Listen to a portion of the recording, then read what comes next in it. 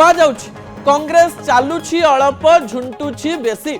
राजनैतिक समीक्षकों कहवा अनुसार राज्य रे एबे कांग्रेस रो पल्ला भारी रहिबा कथा। को क्षेत्र रे रहिबा कथा जो समय राज्य राजनीति कड़ लेउटाउछि भारतीय जनता पार्टी प्रथम थर पई सरकार को आसीछि एवं कांग्रेस रो मुख्य विरोधी हेउछि भारतीय जनता पार्टी।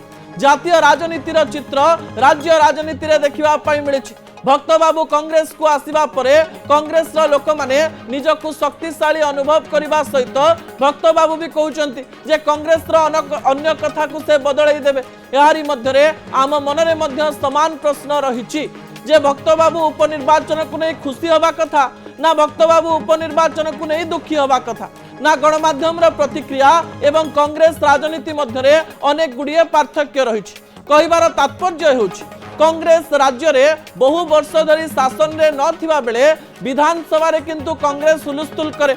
2024 निर्वाचन रे कांग्रेस राज्य इतिहास रे सबुठारु कम वोट पाइतला 13% पाखापाखि किंतु संख्या बढ़ीतिला 9 रु 14 को संख्या आसीतिला एवं जेतेबेले बिजू जनता दल मुख्य विरोधी दल रे बसिथिला प्रथम दिनरु कांग्रेस निजर आधिपत्य विस्तार करी विधानसभा रे एया प्रमाणित करबा पई चेष्टा करे जे भारतीय जनता पार्टी एवं बिजू जनता दल मिसिकरी अछंती आ आमे ही हेउचु मुख्य विरोधी दल।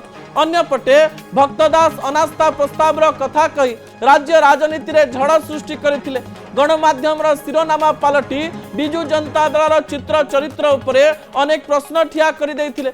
बिजू जनता दल कर्मी मानक मन रे अनेक द्वंद्व तैयारी करि दैथिले। लागुथिला कांग्रेस तार हित धरुछि कांग्रेस तार पावर को बढ़ाउछि कांग्रेस रणनीति करी राज्य रे गोटिए परसेप्शन बिल्ड करबा पई चेष्टा करूछि।